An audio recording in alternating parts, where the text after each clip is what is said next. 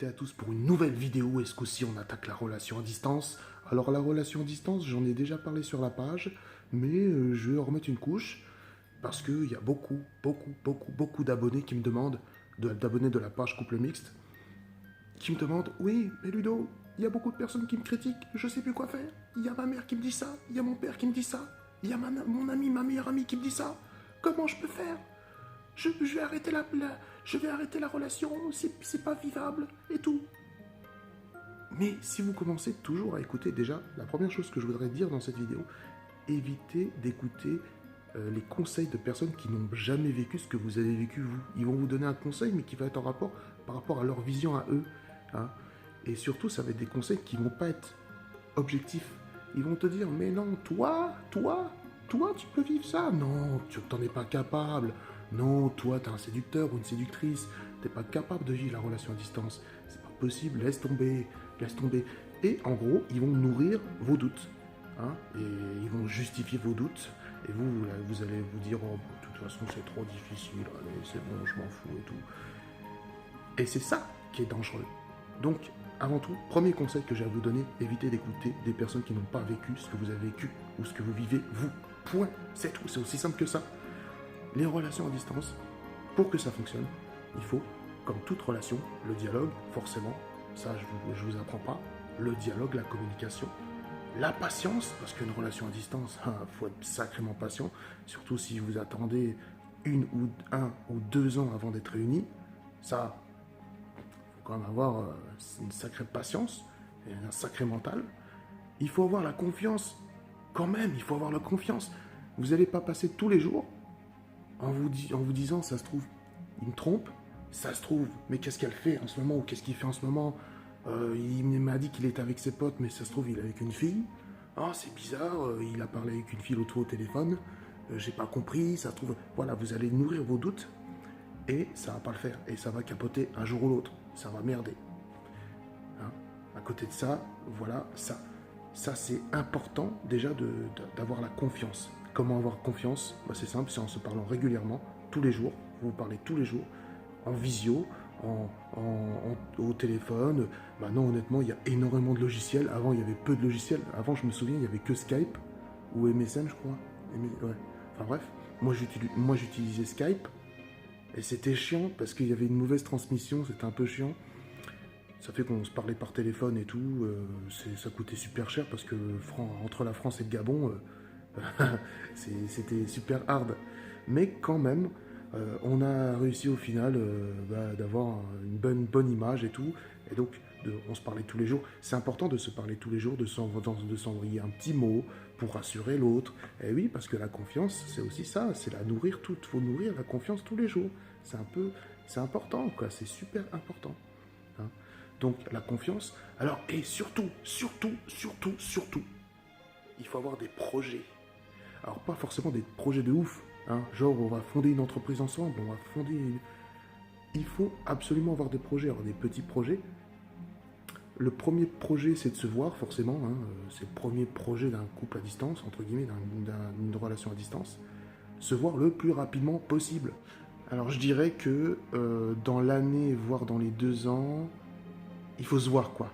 Il faut se voir. Il faut organiser une rencontre dans les 2 ans, maximum. Hein. Encore 2 ans, je suis large. Dans l'année qui suit.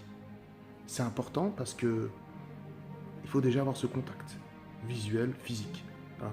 Relation à distance, il n'y a pas de souci, ça fonctionne. J'en suis la preuve vivante, ça fonctionne. Mais il faut avoir des projets.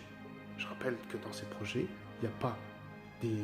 C'est tout un ensemble de petits projets qui fera que vous allez tenir la distance. Il y a se voir forcément, la rencontre. Il y a installer des petits projets communs, hein, du style vivre ensemble, voilà, comment ça va se passer qu'on va vivre ensemble, instaurer déjà quelques petites, voilà, pas des règles, mais des, voilà, comment, voilà, je sais pas, comment vous allez vivre réellement ensemble, le mode, voilà, la façon dans laquelle vous vivez déjà là et ce que vous voulez faire avec l'autre. Hein, pour moi, ça me semble important déjà. Vos habitudes, parler de vos habitudes, ne pas mentir à l'autre, ne pas dire « Oh, vous êtes parfait en ci, en ça, vous savez faire parfaitement la cuisine, or vous êtes une quiche en cuisine ». ou je sais pas, dire que vous êtes milliardaire ou millionnaire, ou vous gagnez beaucoup de fric alors qu'en vrai vous êtes un zéro dans zéro, ça c'est pas bon non plus, ou mentir sur l'autre, sur vos activités, je sais pas, n'importe lesquelles, hein, et puis au final, dès que vous avez la personne, dès que vous vivez avec la personne, elle se rend compte que c'est pas ça. Donc la relation à distance est faite de projet, mais il fait aussi de sincérité, hein. Il faut être sincère envers l'autre. Quand on commence une relation à distance, il faut savoir que bah, elle doit aboutir. La relation à distance, elle doit être éphémère. Elle doit permettre une relation physique, enfin une relation de vis-à-vis, quoi. C'est normal. Parce qu'au bout d'un certain temps, t'as beau aimer comme un taré la personne, t'as beau être à fond dedans, t'as beau être sûr de la personne, t'as beau te dire, ouais, c'est la femme ou l'homme de ma vie, à un moment donné, bah, elle s'essouffle, cette relation, s'il n'y a pas rencontre et s'il n'y a pas construction autour de projets communs. Ça, c'est important. Pour finir, l'amour à distance est possible, bien évidemment. Il suffit d'avoir la confiance, il suffit d'avoir de la communication, de se parler régulièrement, de se voir régulièrement, d'avoir des projets communs et de ne pas écouter les on-dit, de ne pas faire attention aux personnes qui vont vous dire « Oh bah non, de toute façon, c'est que pour les papiers ». Surtout dans les couples mixtes, on voit beaucoup ça. « Ah mais c'est que pour les papiers, hein, de toute façon, vous t'aurais pas pu trouver une personne de ton pays ». Alors oui, comme si on commandait, comme si nous, on pouvait commander l'amour, quoi.